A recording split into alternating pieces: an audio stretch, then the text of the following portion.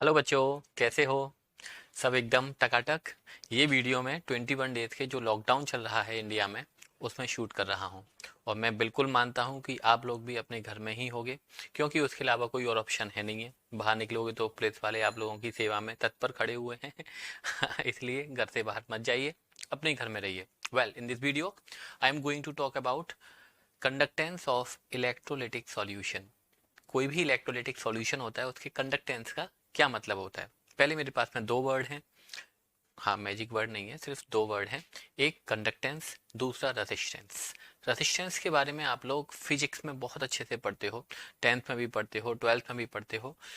Conductance resistance का just opposite होता है। रेसिस्टेंस क्या होता है? The property of a solution और a wire to resist the flow of charge. Charge को फ्लो होने से रेसिस्ट करता है। कंडक्टेंस इसका जस्ट रिवर्स कर दीजिए। कंडक्टेंस क्या होगा? The property of a solution which does not oppose the flow of charge, या ऐसे बोलिए the how the charge is flowing in the solution easily. This is called conductance. The ease of flow of charge in the electrolytic solution is called conductance of the solution. कि charge solution में कितना आसानी से, कितना easily flow हो रहा है, that property of the solution is called conductance. Conductance को हम बोल सकते हैं कि जो conductance होगा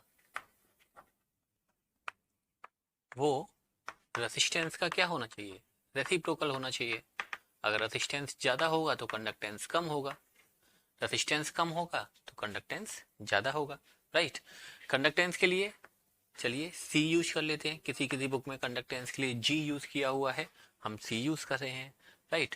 तो हम लिख सकते हैं कि जो कंडक्टेंस है that is inversely proportional to the resistance. पहली बात। अब एक सॉल्यूशन बनाते हैं। जैसे मान लिया आप लोगों ने एक सॉल्यूशन बनाया, कोई भी इलेक्ट्रोलाइट का सॉल्यूशन हो सकता है। इलेक्ट्रोलाइट समझते हो ना, ऐसा सॉल्यूशन जो आयनाइज होता है, जिसमें इजीली करंट फ्लो होता है, that is called electrolyte. Acid हो सकता है, बी को सॉल्ट हो सकता है, कोई एसिड हो सकता है, बेस हो सकता है, कुछ भी हो सकता है। इसमें एनोड कैथोड लगाने हैं। चलिए एनोड कैथोड लगा दीजिए। हमने एनोड कैथोड के लिए दो प्लेट लगा देते हैं।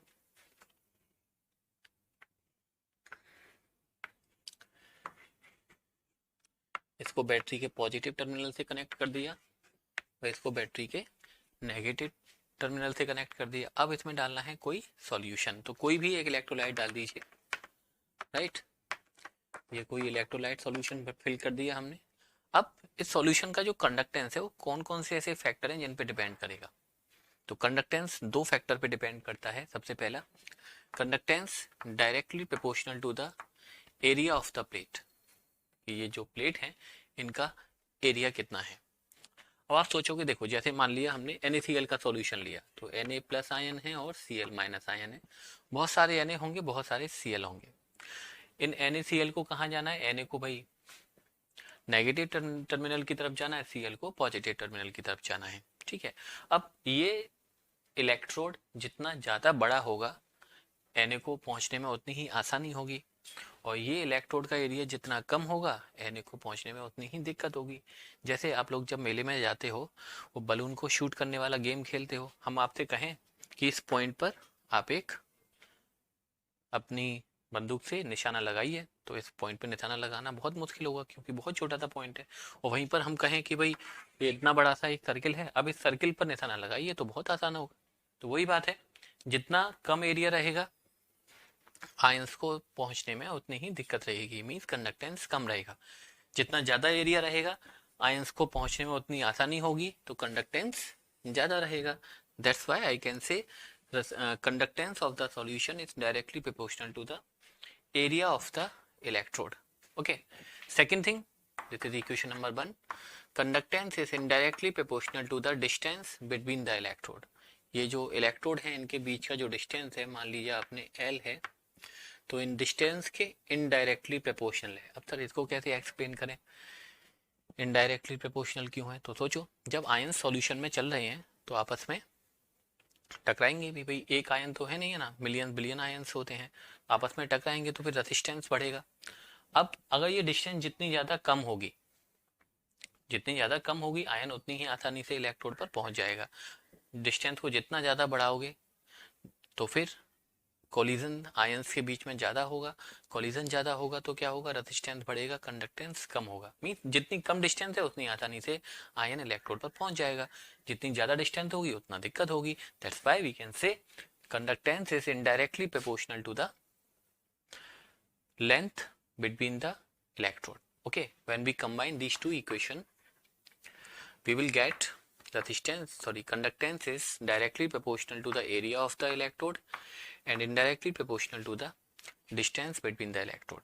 Okay, proportional के साइन को हटाएंगे, कांस्टेंट लगाएंगे। यहाँ पर जो कांस्टेंट लगाया है देखिए, ये कांस्टेंट के बनाया है, थोड़ा स्टाइल से बनाया है, एकदम डिजाइनदार। इसको बोलते हैं हम कप्पा। क्या बोलते हैं? कप्पा। इसका नाम भी होता है where k is a constant known as specific conductance या conductivity. ओके, k को हम क्या बोलते हैं? स्पेसिफिक कंडक्टेंस या फिर कंडक्टिविटी, कोई भी नाम होता है। तो सबसे पहले तो आप लोग इस फॉर्मूले को याद कर लीजिए, C इक्वल के, ये दो ए कैसे हो गए, के ए अपॉन एल। अब बात करते हैं ये जो k है, राइट, अभी मैंने क्या नाम बताया इसका, कंडक्टिविटी या फिर स्पेसिफिक कंडक्टेंस, कोई भी नाम आप इसका राइट कर सकते हो। इसके सर ये क्या होता है, इसको डिफाइन करने के लिए भी एग्जाम में आता है कि डिफाइन कंडक्टिविटी। जैसे आप लोगों ने 10th में या 12th में भी एक फॉर्मूला रीड किया होगा, पहले इसको रफ कर लेते हैं जरा हम। रेसिस्टेंस के बारे में आप लोगों ने पढ़ा होता है, जब आप इलेक्ट्रिसिटी को स्टडी करते हो तो 10th में भी पढ़ाया जाता है, 12th में भी पढ़ाया जाता है।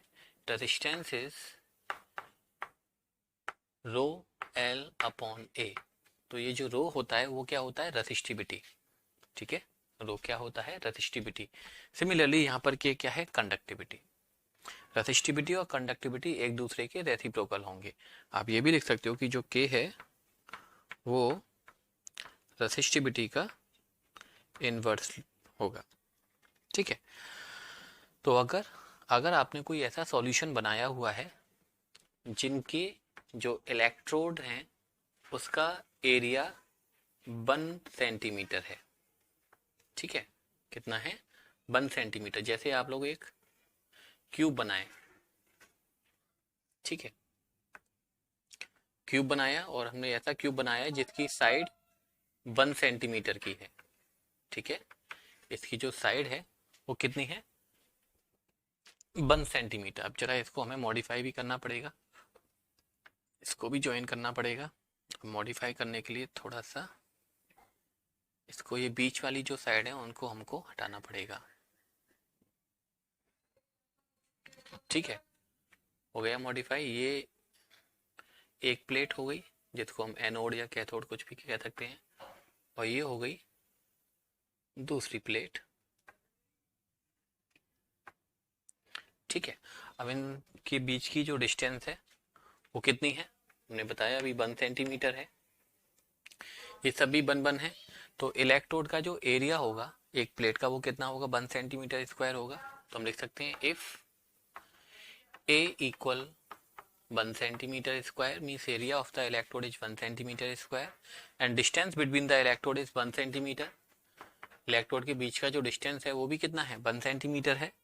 तो जरा देखिए इस वाले फॉर्मूले के अकॉर्डिंग, C इक्वल के ए अपॉन एल, ये फॉर्मूला है।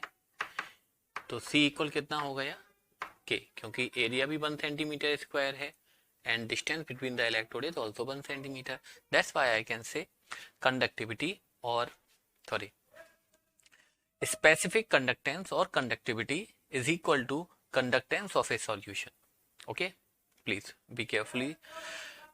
Conductivity is equal to conductance of a solution in which area of electrode is 1 centimeter square and distance between the electrode is 1 centimeter. एक तो डेफिनेशन आप ये बोल सकते हो। दूसरी डेफिनेशन आप क्या बोल सकते हो, ये जो क्यूब है इसमें इलेक्ट्रोलाइट तो फिल किया गया होगा, ठीक है, इसमें जो इलेक्ट्रोलाइट आया है उसका वॉल्यूम कितना होगा, जरा सोच सकते हो। वॉल्यूम हम जानते हैं, length, breadth, height. Length breadth को एरिया भी लिखा जा सकता है। एरिया कितना है, 1 सेंटीमीटर स्क्वायर। हाइट 1 सेंटीमीटर, तो वॉल्यूम कितना हो गया 1 सेंटीमीटर क्यूब। 1 सेंटीमीटर क्यूब को आप कितना लिख सकते हो 1 ml, राइट। तो आप ऐसे भी बोल सकते हो conductance of 1 ml solution is called conductivity और स्पेसिफिक कंडक्टेंस। दोनों डेफिनेशन वैलिड होती हैं, लेकिन ये वाली डेफिनेशन हम आगे टॉपिक में यूज करने वाले हैं, तो इसको थोड़ा अच्छे से ध्यान रखना। 1 ml सॉल्यूशन का जो कंडक्टेंस होता है उस कंडक्टेंस को ही क्या बोला जाता है कंडक्टिविटी या फिर स्पेसिफिक कंडक्टेंस। एक डेफिनेशन यहाँ के अकॉर्डिंग कि conductivity is equal to the conductance of a solution having in which area of electrode is 1 centimeter square and distance between the electrode is 1 centimeter। अब कुछ एक यूनिट की बात कर लेते हैं। चलो पहले पहले कंडक्टेंस की यूनिट पता करते हैं कि कंडक्टेंस की यूनिट क्या होगी। तो कंडक्टेंस की यूनिट हम यहाँ से निकालेंगे। Conductance is reciprocal of resistance. Resistance की यूनिट ओम होती है, तो कंडक्टेंस की यूनिट हो गई यूनिट ऑफ कंडक्टेंस, एक तो ओम इनवर्स लिख सकते हो, ठीक है। ओम इनवर्स को मो भी लिखा जाता है, ठीक है। इसको आप जस्ट उल्टा कर दीजिए तो मो हो जाएगा। इसके लिए एक लेटर और होता है, ऐसे भी राइट कर सकते हो। एक और है Simon, okay. Simon is also a unit of conductance. तो कंडक्टेंस की यूनिट ओम इनवर्स लिख सकते हो, मो लिख सकते हो, ये लिख सकते हो या फिर साइमन लिख सकते हो। अब बात करते हैं यूनिट ऑफ कंडक्टिविटी की। कप्पा की यूनिट क्या होगी। तो कप्पा की यूनिट के लिए देखो C इक्वल कितना है के ए अपॉन एल, राइट। तो के इक्वल कितना हो जाएगा C L अपॉन ए। C की यूनिट अब ये भी मैंने बताई, मो या साइमन आप कुछ भी लिख सकते हो। Length distance between the electrode is centimetre, area centimetre square. तो कप्पा की यूनिट क्या हो गई साइमन सेंटीमीटर इनवर्स, ठीक है। तो के की यूनिट हो गई और कंडक्टेंस की यूनिट हो गई। यहाँ पर एक चीज और है हमारे पास में बहुत छोटी सी, जिसका नाम है सेल कांस्टेंट। ये सेल कांस्टेंट क्या होता है। जब देखो कोई भी सेल जब बनता है, जैसे आप लोग मार्केट में जाओ पेंसिल वाला जो सेल आता है टीवी के रिमोट में लगाते हो, तो उनके जो इलेक्ट्रोड बने हुए हैं उनका एरिया फिक्स्ड है। अब वो कम ज़्यादा नहीं कर सकते हो आप, एक बार बन गया तो एरिया फिक्स हो गया। और distance between the electrode is also constant. तो इन दोनों चीज़ों को मिला के एक कांस्टेंट बनाया जाता है जिसको बोलते हैं हम सेल कांस्टेंट। क्या होता है एल अपॉन ए। इस एल अपॉन ए को हम बोलते हैं सेल कांस्टेंट। कोई पूछे डेफिनेशन तो आप बोल दीजिए cell constant is equal to the ratio of distance between the electrode and area of the electrode, okay. इसकी ऐसा यूनिट के बारे में बात करोगे तो क्या होगी डिस्टेंस की यूनिट सेंटीमीटर, एरिया की यूनिट सेंटीमीटर स्क्वायर। तो सेल कांस्टेंट की यूनिट क्या बनेगी सेंटीमीटर इनवर्स। तो ये बात हुई कि कंडक्टेंस क्या होता है सॉल्यूशन का, कंडक्टिविटी क्या होती है, सेल कांस्टेंट क्या होता है।